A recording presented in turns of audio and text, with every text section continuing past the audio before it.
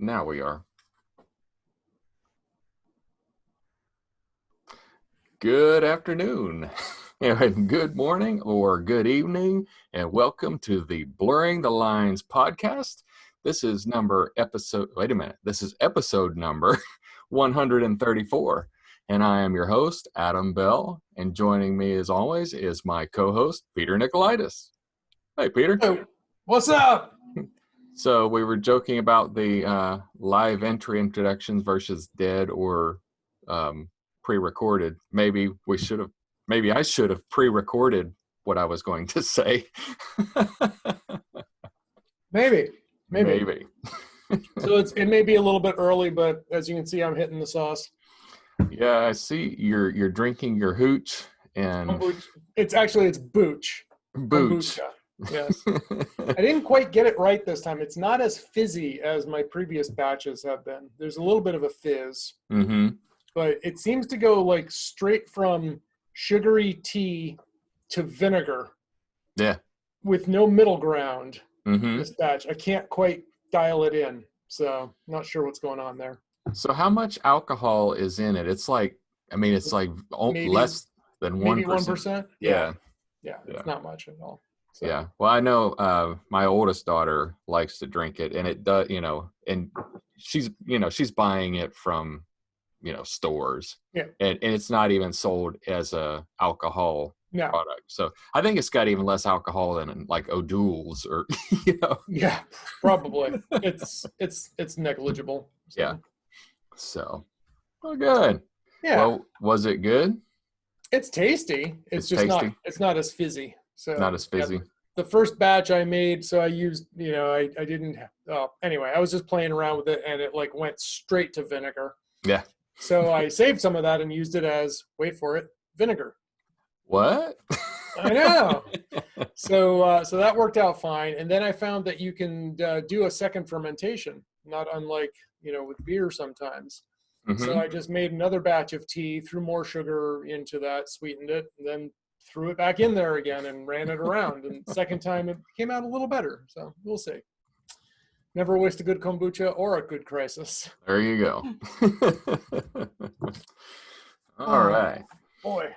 So, what kind of crisis could we possibly be in? The world is, half of the United States wants one person to be their president, and the other half wants somebody else, and then everybody really would rather have neither of them. It's funny you mentioned that, because I wasn't even thinking about that crisis. Yeah. I was thinking about the ongoing ransomware attacks that have been clobbering healthcare systems for the last, increasingly, but notably last week. Mm-hmm. But so the race has not yet been called as far as presidents goes. At the time of this recording, we're still, I don't know. It's definitely leaning Biden, no question. But I guess the race hasn't been called yet. Yeah. So who the heck knows? Well, and I would rather them just take their time and do everything that needs to be done, rather than the whole litigious operations of I'm going to sue you over XYZ. And they're gonna, though, regardless of who lost the election. I expected lawsuits. Yeah. So yeah. All I can say is it's good for the economy. Thanks. I don't know, how's the market doing these days? I don't know. Yeah. Interesting you mentioned the economy, because I'm taking a macroeconomics class right now. Mm-hmm. I don't know if turmoil like this is generally good for the economy long term, but I would have to start analyzing how this affects things like the GDP, Mm-hmm. Aggregate supply and demand in the short and long runs, unemployment factors, etc. So are you taking micro or macro? Macro, big Okay. picture. Big picture account. Yep. So and it's interesting. And for the first time, I think, in one of these classes, the discussions are actually interesting. Feels like I'm talking with a bunch of people who are genuinely interested in the product or in the projects and the Mm-hmm. process for learning, and not all a bunch of idiots, which is nice. Yeah. So something that you had sent me a voice chat, and you had guessed at how many recessions were guessed. Do you remember those numbers? I don't. I remember talking about it, but I don't remember the numbers. So I don't I don't know the big number of how many recessions that we've had. I want to say that you said it was like 400 or Yeah. 300 and some odd recessions Yes. we have experienced. Yes. And your question was how many of those were predicted?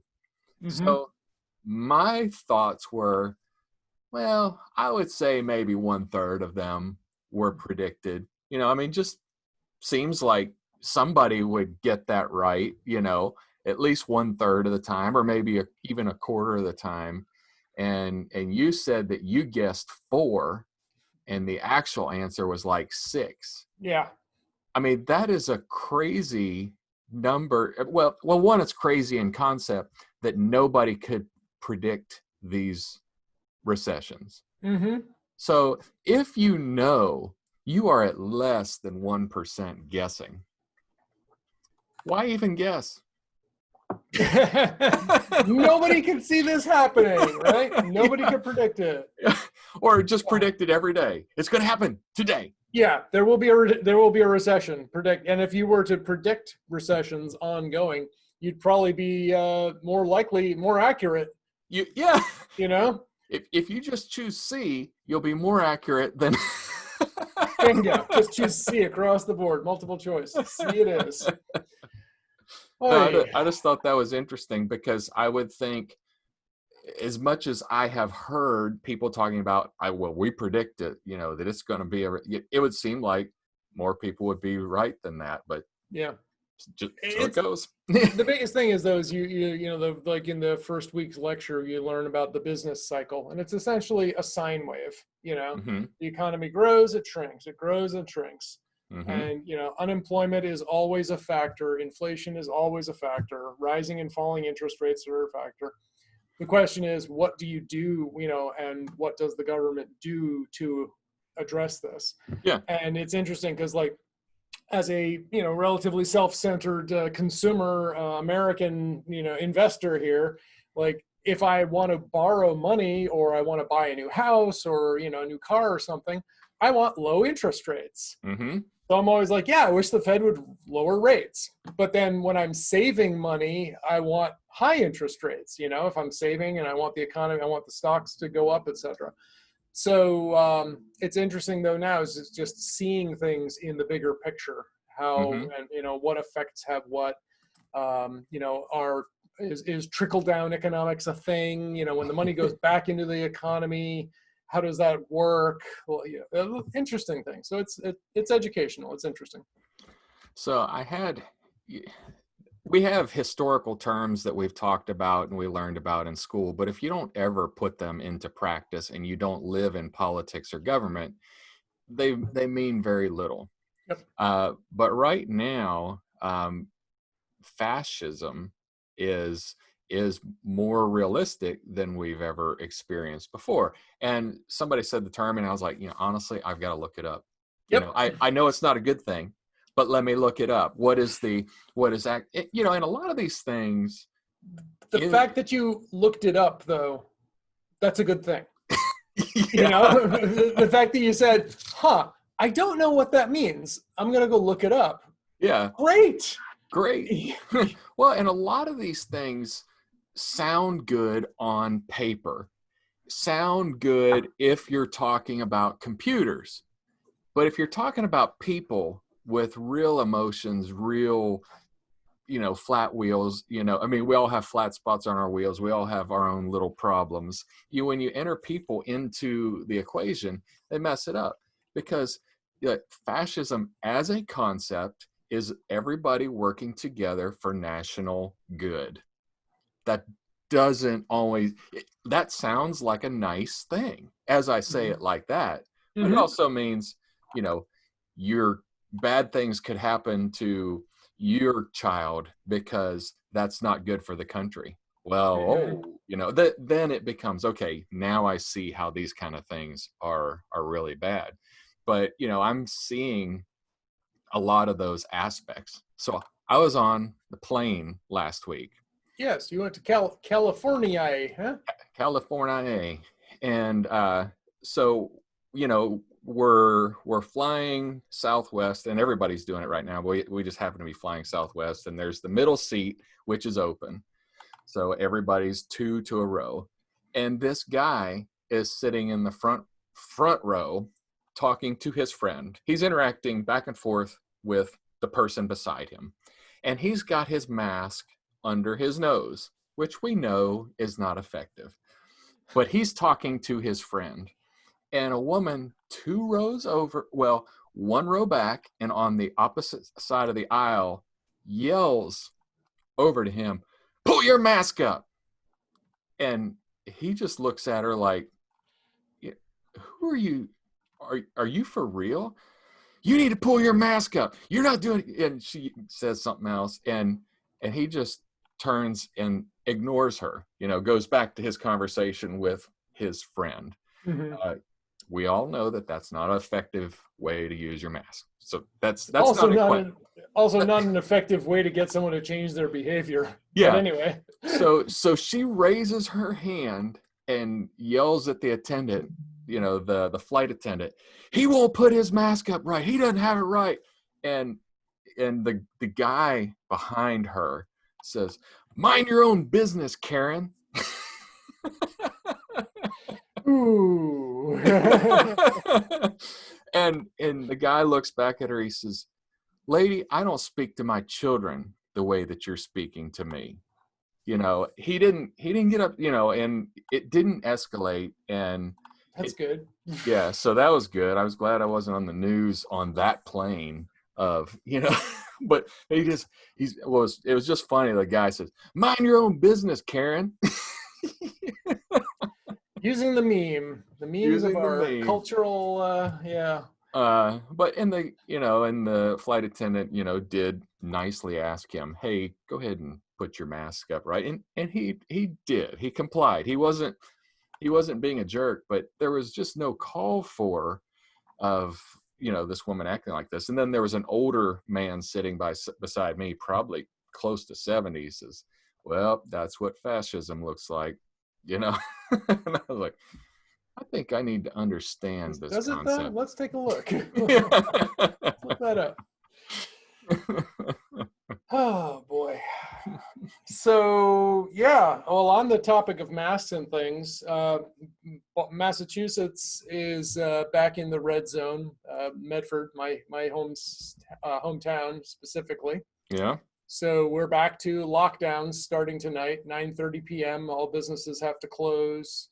Stay-at-home orders, only go out like if you're getting groceries and whatnot. No large gatherings. That's been curtailed and shrunk back down again. Yeah. Because as a society, we're too blanking stupid to do what's, to know our own good.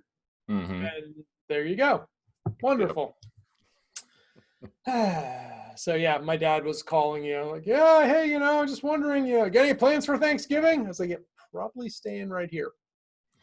"Oh, well, if you could come up." I'm like, "Yep, Dad, don't feel like killing you this Thanksgiving. If it's all the same to you, I'll stay here."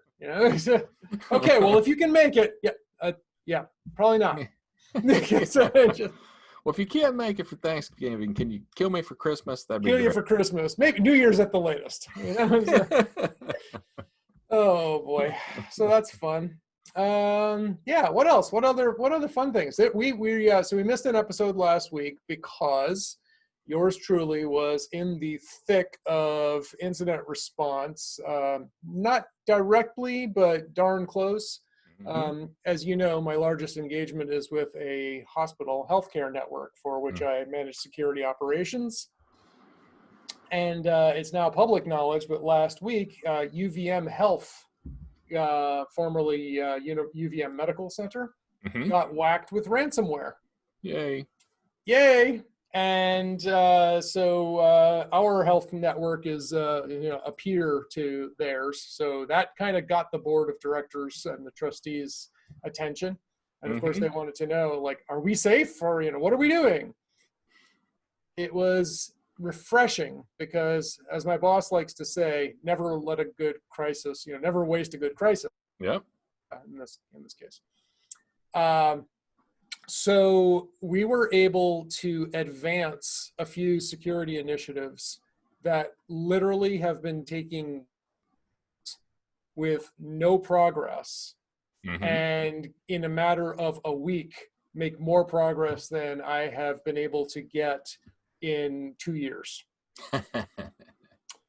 So, and like, to get the latest version of Sophos Intercept X on our servers is a 2-year project. Mm-hmm. And then suddenly, after a little bit of nudging, well, maybe a couple months. Yeah.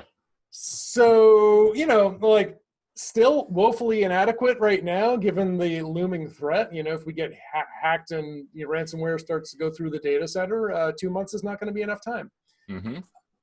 But the other way to look at it is it's a lot better than 2 years. So, Yep. there you go. Yeah. Well, and so that was the crisis that I've been working on last week. But you had a big event kind of thing, technology wise, right? yeah, I did. Well, and before we go to that real quick, so I had one of my clients, a medical client, small, they reached out to me and they said, is our cybersecurity and our firewall up to date? And are we good? And of course, I have managed them and they would be up to date and they would be good if they would take my advice that I gave them 18 months ago. You need a new firewall. You need a cutting edge firewall.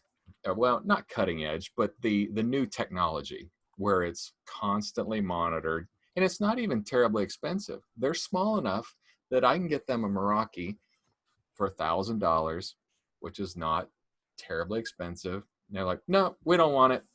We don't want to spend the money. We're a small business. We can't afford it.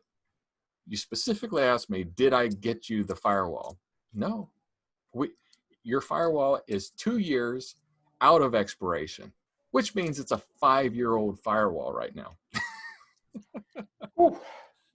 Yeah. I think next time when if they ask you the question, you just answer no. Yeah. No. Well, what I should do is I should just install the new firewall and just add the money to their bill and they'd just be fine. But, you can't do that. But some people do. Some people do. Yeah. It's not the right thing to do, but but anyway, yeah. The ends justify the means? I mean, yeah, I mean, if they get, yeah, because if we were to stop a compromise, it'd be worth it. Yep. If they don't get compromised, or if they do get compromised with the old firewall, it's still going to be, not worth it. As far as like it won't be worth the trouble that we have to go through, because it would have been worth the $165 monthly fee on a firewall. And again, that gets to this whole, like, how do you determine what it's worth? Like, what are you trying to prevent, right? Mm-hmm. We're trying to prevent a breach. We're trying to prevent a very expensive breach. So therefore, to do that, we need to spend some money. How much are you going to spend? How long can you spend that much every year? Does that justify the breach? Do you need to spend it once every 10 years? These are all business decisions, and the business owner has to make these decisions. And if they choose to just not make any decisions, not a great option. Yep, not a good option. So, but anyway, on to fun things. Yes. So yes, you are right. I got the new iPhone 12 on Verizon's 5G. So I am impressed with the phone. The hardware is faster. I didn't expect it to be noticeably faster. You told me it was going to be the fastest CPU ever made by Apple. And well, good. It'll be a shade faster. I won't notice it. I did notice it. Mhm. And I did notice the display was a little crisper. Okay. Not significantly, but still a better read. Okay. The camera is really good. You know, Okay. and of course I bought the Pro because I'm more focused on the camera as We know you're importance. taller than me, Adam. You don't have to rub it in.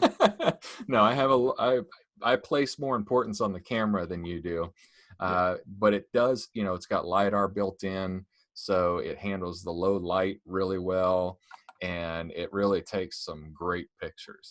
The big kicker is the 5G. You The mean Verizon 5G? Verizon 5G, which everybody says there's 5G throughout the whole country. You watch the commercials, there's 5G throughout the whole country. I'm in my home in residential Hendersonville. I don't have 5G on my Yeah. phone right here. This Now, is not at all shocked face. yeah, and I'm not rural. I mean, I hear the Yeah. interstate going by.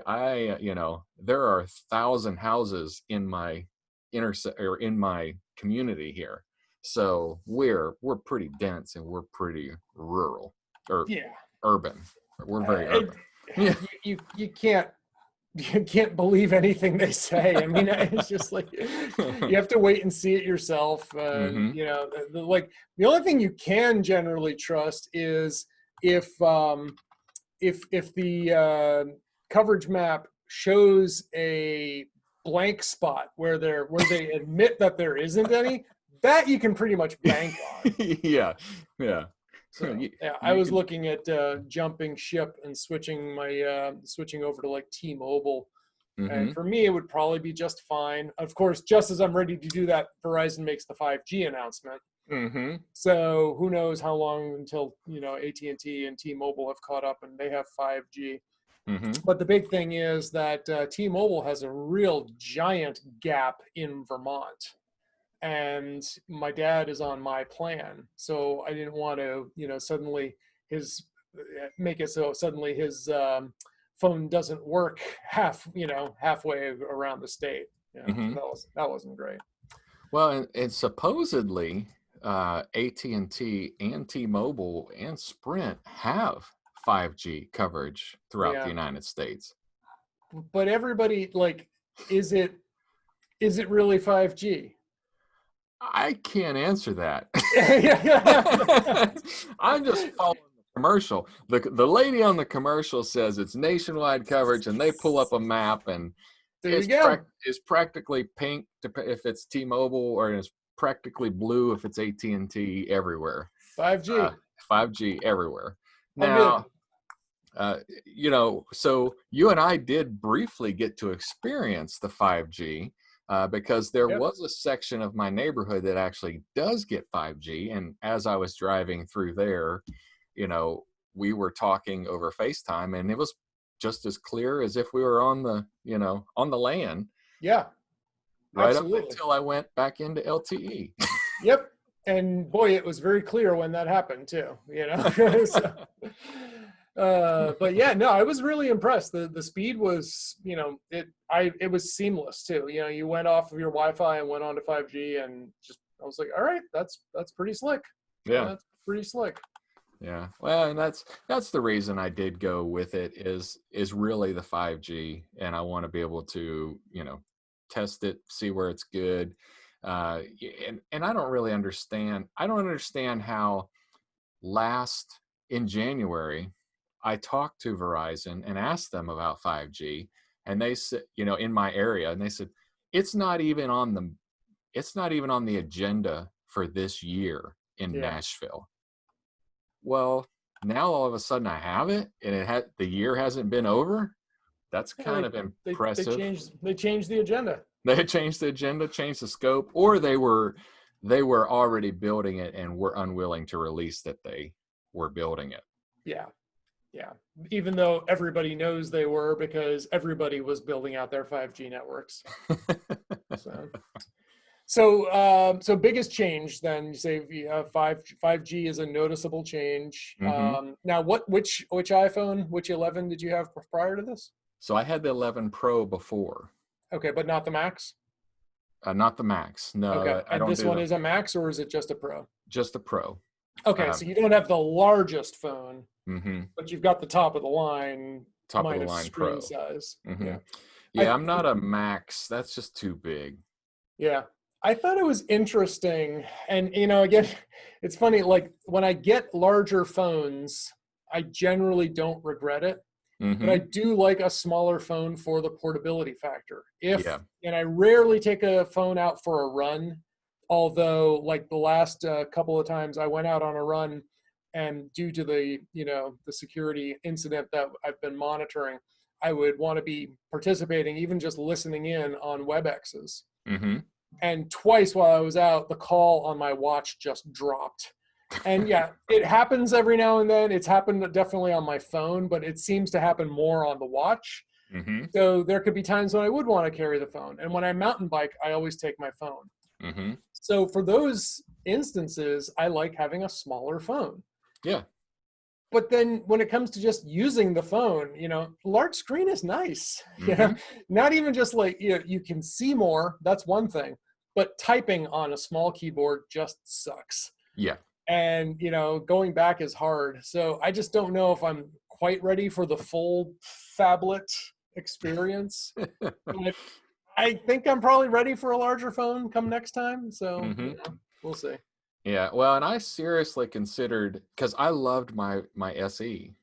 Yep. The small form factor, the last small form factor that they made, and the new Mini. I mean, we've talked about that. It is the full screen. That whole thing is interactive touch. There is no edge to it, and that really seemed. I would really like the idea of that, but the camera's just not as good. I would give up things for that portability, Mm-hmm. and I don't really want to do that. Yeah. So. Yep. Yeah, most times the largeness of the phone is not that big a deal. My pants pockets are usually big enough to fit it. Yeah. Well, and the battery life is bigger in the bigger phones because it can hold a bigger battery. Right.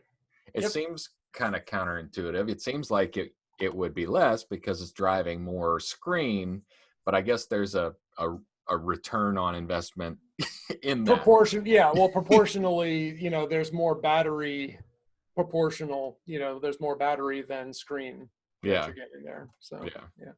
So but cool. So I made a couple of technology purchases within the last couple of weeks as well. Really? Yes. I'm going to save one of them for the nifty. Okay.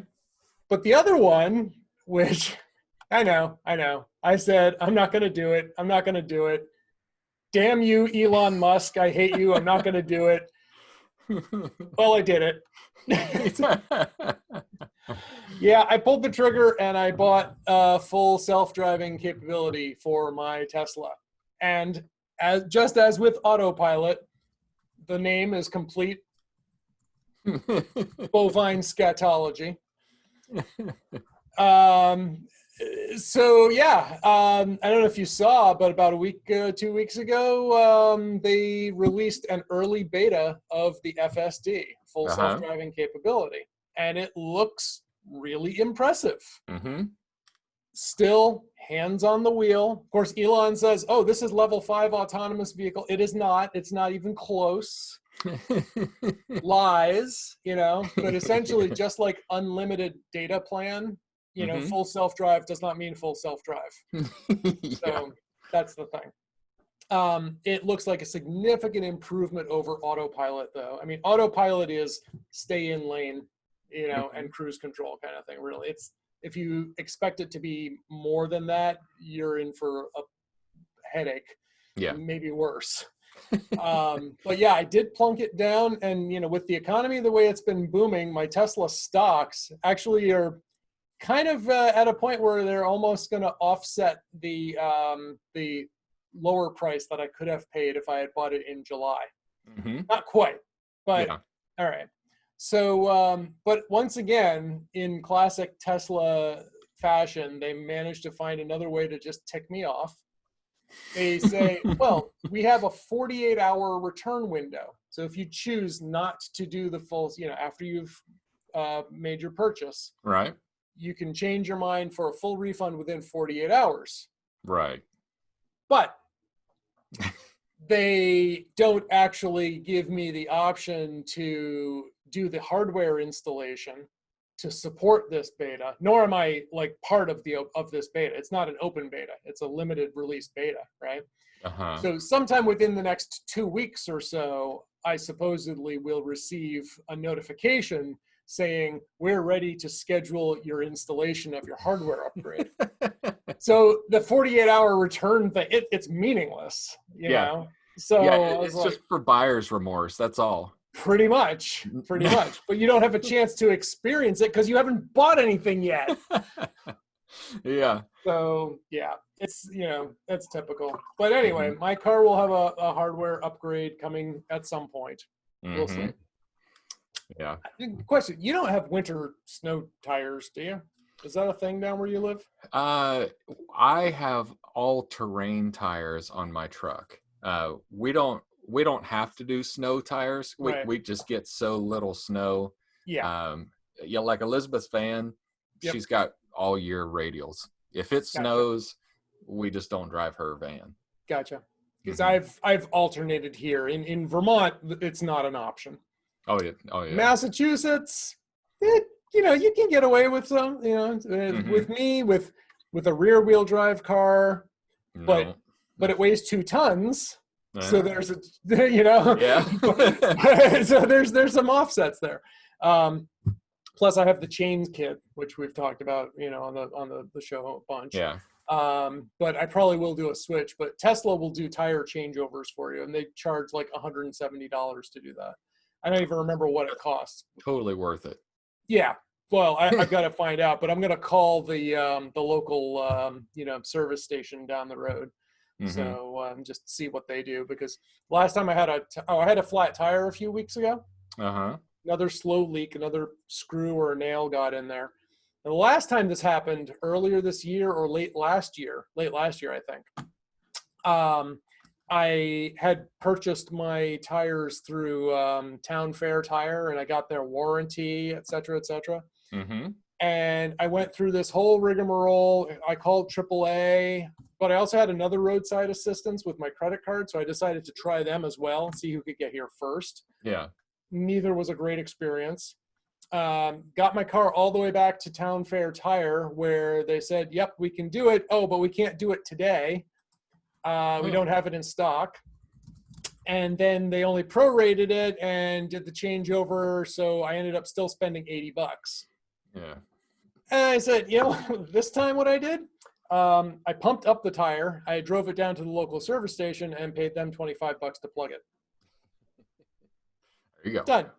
Yeah. So yeah, learned my lesson there. So that was much better. But so we shall see. I did put a link. You can see examples of the full self-driving beta in progress. It looks very impressive. I've heard a number of skeptics, and totally believe them, when they said that, what's going to happen is people are just going to start taking their hands off the wheel, going to sleep behind the wheel, whatever. And, I'm really curious to see, though, like what the controls are like this, because I don't know how people are getting around it. I guess, no, I do know there are some things you can still do some tricks. You can fool Autopilot right now. I don't know if they've changed that with the new version. Probably not. But I know Tesla, for instance, does not have eye focus, like cameras to watch where you're looking at to make sure you're, and the way they make sure your hands are on the wheel is you have to feel, it has to feel you like driving a car like in an old 70s TV show. You're just doing this all the time. That's how the Tesla knows that your hands are on the wheel. But you can fake it easily with you used to be able to fake it with a piece of fruit, like a banana or an orange. You just stick it in there, and apparently it had enough capacitance or whatnot to make the steering wheel think that you were driving. So then they changed that. But I've been able to fix it by taking a small water bottle and just hanging it on the steering wheel, because there's enough sloshing going around, Yeah. And I checked that like in my parking lot. You know, the last thing you want is driving along your car with a water bottle hanging off of it, right? Mm-hmm. But I know there are ways to fool it, which people are probably still doing. Because I still, even like up until earlier this year or last year, saw reports of people asleep for miles on Route 95. I'm like, I don't know how that happens. I don't, because mine starts screaming at me within, you know, like 30 seconds or so if I'm not like 70s driving. So I don't know. Well, and you know, I guess I'm just really old school in that I don't like my technology taking over for me. Now, I wouldn't mind something when I start to go off the edge, like if I were going to sleep, that some sort of alarm or something happened. Yep. I mean, there's so many practical things for that. Let's say that I'm driving with my family and I've had a heart attack and my family's asleep in the car, you know, and I start drifting off. This would alert them, you know, at least. You know? Right, but alerting them's not gonna do much. Well, they could at least turn the car off. They could do, you know, I mean, rather than them just all ending up in the ditch and dead along with me. Yeah. So that would be nice. But I mean, if you're driving and they're not, they're going to be like, what, grabbing the wheel from the passenger side and hoping, you know. Yeah, hoping. But, you know, that's about the only, but I cannot stand when my car doesn't do something I want it to do because it has overridden me. Well, that's the thing is Tesla Autopilot never overrides you. Uh-huh. You know, it may start to do something stupid, but you still have control. Yeah. So it's, you know, anyway, we'll see. Will that stay the way forever? Who the heck knows? You know, down the road, they'll probably, you know, down the road, we, for one, will have to welcome our robot overlords or some such. So. Yeah. All right. So, yeah. What else we got? You had mentioned a couple of other things. We've got a lot to catch up on. Yeah, so I had mentioned, well, you also mentioned a tortilla chip, we might come back to. So I just was looking on news article, and there is the concept, let me pull it up, the Nixon, or they probably call it Nixon, the Dutch, where they just they have a time scheduled where they sit and do nothing. Mm-hmm. And of course it's not a brand new concept. I mean, there's biblical concepts of, you know, lots of cultures take a day of rest, a Shabbat, you know, it's reasonable to work 6 days and take 1 day of just really rest and recharge. And you know, I'm guilty of not ever taking a day of rest. You know, so even my day off, I don't do my vocation, but I work my butt off doing something else. Right, and that's the thing is, like, you know, it depends. What are we talking about? Rest from what? Rest from what? Are we talking about just sitting around and doing nothing? And according to this article, we kind of are. Yeah, literally doing nothing. And, you know, and this article talks about, you know, how the physical benefits, the mental benefits. And I agree with this. I mean, at one time I really tried to take a Shabbat every week and not do anything really physical. You know, I mean, not so law keeping that, you know, you don't even ride an elevator, or, you know, if your ox fell in a ditch, you couldn't go in the ditch and get your ox out, you know, not that literal. I hate when my ox falls into a ditch. Yeah. I gotta wait till tomorrow to get him out. I know, that thing's heavy. He's not getting any lighter while he's sitting there. Yeah, but I could definitely benefit from a day of rest. Mm-hmm. You know, and also not, you know, some people rest by getting drunk and watching football all day long. Well, the end result is not very restful. You know, nursing a hangover the next day and overcoming gluttony of, you know, the garbage that you ate. You drop the alcohol, just eat chips and salsa all day and see how you feel the next day. you're not going to feel good. Your GI tract's going to be all upset. Your nutrition is all upset.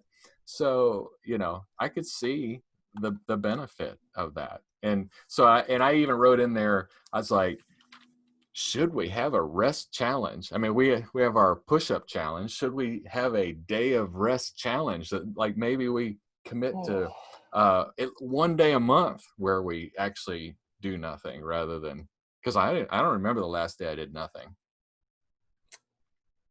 Yeah, I don't know. No, nothing. So question now, because this seems like a fine line, but how does that compare to meditation, mindfulness, awareness? I would say that meditation would be included as an allowed, because it's not a reflecting is not a bad mental exercise. Okay, but it's not nothing. It's not nothing. Yeah. I mean, so Zen meditation is nothing, but or that's the focus. It's supposed to be completely, you're emptying out your mind, et cetera, Well, so in my day of rest that, that I'm describing, that you and I are, dreaming up right now, it would include contemplation, not doing, but contemplation. So let's say that I had a problem at work, and I just was and I was going to sit there on the couch and I was going to think about it. I would say that I would be allowed to write a note, not do it, but let's say, like, okay, this server needs this. I need to write, I think it's fair to write down your note, but then release it, just, okay, Yep. I came up with this solution. I'm going to write it down. That's a tomorrow task. Don't start on the task. Don't do it. But that's what I would imagine. Yep. So I suppose, I mean, and I'm sure that there are people who would say that, nope, that's too much. That's too much. Yeah. Yeah. It would, if I were going to do it, I just have to come up with my own rules. What is restful and relaxation and recharging for me? Because, I mean, if a leisurely bike ride in the park, one could argue that is not restful. Right. It depends on how hard you're doing it. Sure. If you decided you wanted to make a run, but it was a leisurely, I ran a 5K in the beautiful weather by a creek. To me, that's not. And see, so yesterday was a 10K day. The day before, I did just that. It was so nice out. I just wanted to get out. I just wanted to go outside. Yeah. I had gone out the day before. It was cold. I was wearing my sweatpants and a sweatshirt, which dramatically changes the experience. Mm-hmm. The next day it was sunny and warm. I was like, yeah, I want to go out. So I went out and I just did a 5K. Mm-hmm. And yeah, sure, it counts as exercise. Yes, but it felt great. And I was just, I wasn't working hard. I was just out for a jog. It was fun. Yeah. Yeah. Today I'm tempted to do the same because, again, it's 72 degrees and sunny right now.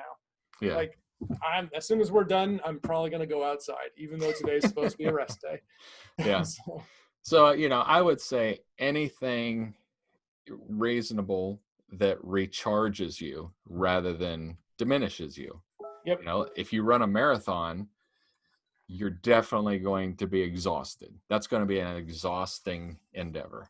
Unless you're one of those nut jobs who runs a marathon every day on your lunch break. Well, yeah, but you could definitely argue that's not good for your body to do every day. You should take a rest. And the guy who does it every day would probably argue back. Yeah, and it wouldn't be worth the argument.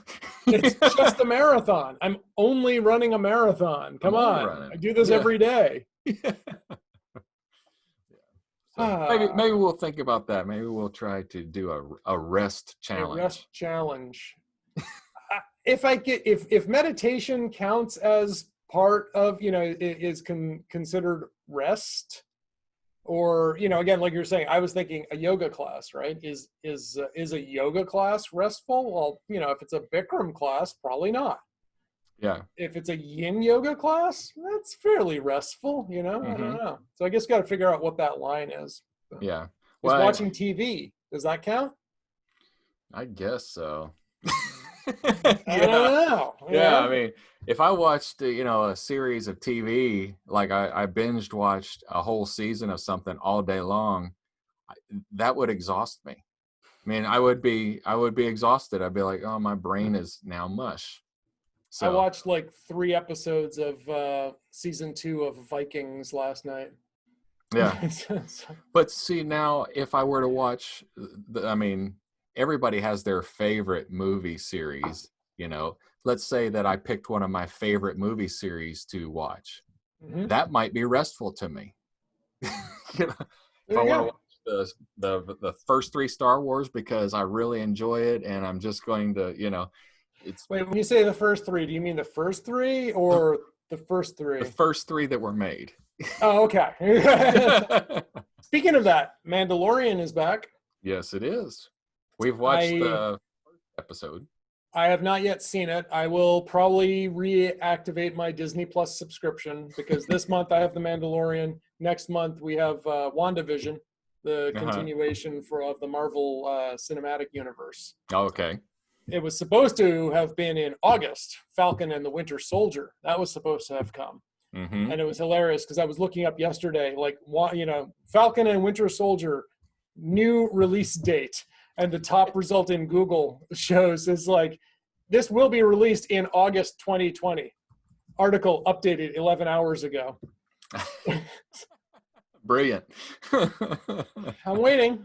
So does your Disney Plus app kind of stink as far as, like, you click it and it does a lot of spinning and you have timeouts when watching? I don't remember, but I didn't do much with Disney Plus when I had it. I had it for a month so I could watch Hamilton. And then I think like on one like lazy night, I decided to use it to watch, one of the Avengers movies again. And that was about it. So I don't remember a lot of experience with the app. Well, so I've got my Apple Fire TV up there. Apple Fire TV. Not Apple Fire. Amazon Fire. I've got the it's a newer one. It's not the latest, but we run an Amazon on that TV. Yep. And all my other apps go fine. Yep. My Hulu, my Netflix, but it's all built into the Amazon. So I go into there and I go to Disney Plus, and it takes longer to get into Disney Plus than any of the other apps. And then sometimes I get glitchy. And it's been that way the whole time we've had it. So initially I thought, well, it's like being overtaxed. A system has got too many users on it. And when Disney Plus first came out, everybody was watching The Mandalorian as well as everything else. So I was like, it's fair. Let it buffer, let it catch up. But here we are, a year later, and it's still kind of buffering and acting like it did the first time around. Could be the app. It may not be the service. Yeah, I don't know. I'll let you know though, because I may tonight re-enable it. Yeah. I want to watch that. One of my favorite podcasts drops on Twitch tonight, but they don't start recording until 11 p.m. my time. I generally watch the rerun the next morning. So they do the podcast live on Twitch? Yep. Okay. It's a bunch of people playing Deadlands. Oh, okay. And I'm a Twitch subscriber. I use my Amazon because when you have Amazon Prime, you get to subscribe to one free channel per month on Twitch, which is nice. So I use it for them, which means I can watch it without commercials. They do eventually release it as a podcast, but it seems like they haven't gotten around to releasing this series as a podcast. But again, it's a week later. So, and there's a lot of fun, but I love the show. I don't like it enough to stay up until 11 o'clock because it's usually a 4-hour episode. Oh yeah. I don't feel like staying up till 3 a.m. my time to watch them. I'll get it in the morning. That's fine. Yeah, that'd be good. So, did you do the Paqui? I guess that's how you say it. Paqui one chip challenge. Not this time around. although I did just order my newest chip. Yes, I paid $7 for a freaking tortilla chip. For one tortilla chip. For one chip. But you may remember I did take the challenge a few years ago. And that is one of my videos on my YouTube channel. Yeah. So maybe we'll do another one here on another episode on blurring the lines when I try it out. Carolina Reaper and Sichuan heat. Yep. Woo! Can't wait. It'll be fun. It's definitely the hottest chip I've ever had. No question. No question. So we shall see. Very good. Yeah. I'm glad that there are some people that enjoy different things like that, because I have definitely toned back on my super hot foods stuff. Along with like consuming alcohol, I'm aware of the effect that it has on me. Now I know what you're thinking, and it's not bad. Yeah. But it's just that like exercising is not pleasant when there's an inferno in your stomach. And there's never like a great time to do that. So like if I eat so last night I made I had some pulled beef from my monthly meat delivery subscription, right? Pound of pulled beef, and this stuff is delicious. It's amazing. Threw it in the slow cooker, onion, beans, bunch of spices, let it stew for a few hours, wrapped it up in tortillas, flour tortillas. And I was looking at it like, okay. And even then, it was like Friday night or it was my notional Friday, Thursday night. I looked and I looked and I said I could put the habanero sauce on it, but then what if I wanted to work out? My plan was to take a yoga class this morning. Yeah. Didn't get to it. But I was thinking, I was like, I might not feel up to that in the morning, So it's like my tolerance for hot is still up there, no problem. Yeah. But the craving for it is definitely diminished. Yeah. And those plants make themselves hot so that people don't eat them. That's their self-defense mechanism. Bring it. Bring it. Come on. Yeah. I'm going to eat poison, and it's going to be awesome. Bring it. Well, I didn't, the concept, I like mint. I like my gum to be mint. Yep. I don't like bubble or, whatever. But mint is actually an irritant. From our skin and our response and our eyes and membranes, mint is an irritant, but it's a mild irritant that we like. Sounds like some friends I have. Well, I was like, I didn't think. They're like, yeah, that's why it's like cool on your skin or what, because if you took mint, like I actually grow mint as an herb. If you take mint and you get the oil on it, and if you were to get it on your eye, it would be an unpleasant, not quite burning sensation. It'd be the cool sensation. That cool sensation that you experience on your tongue is not a pleasant experience on your eye, Yep. Or even if you rubbed it inside of your nose, that membrane would be like, ooh, that's an irritant. You're probably going to be blowing your nose for at least a few minutes. For a while. Yeah. Interesting. I didn't know that. Yeah. Well, on the topic of exercise and stuff, I have a nifty. All right. I purchased, and you can see sporting here on this arm, the Wahoo tickrfit. Wahoo. Wahoo. So it is a heart rate monitor. That's all. Not a step counter. It's not a calorie burner. Not a workout tracker. It's a heart rate monitor. Full stop. So you might ask, well, why do I have a heart rate monitor when I've got one of the most expensive heart rate monitors right here on my wrist? Yeah. Because it doesn't work that well. That's why. So the funny thing is, and I think we mentioned this on the show, that the wrist is not the optimal place for taking heart rate. Yeah. Optimal would be like right over the heart, right? Right. But chest-based straps are a pain. Now, historically, I didn't get one of those because I wanted to wear something in Krav Maga.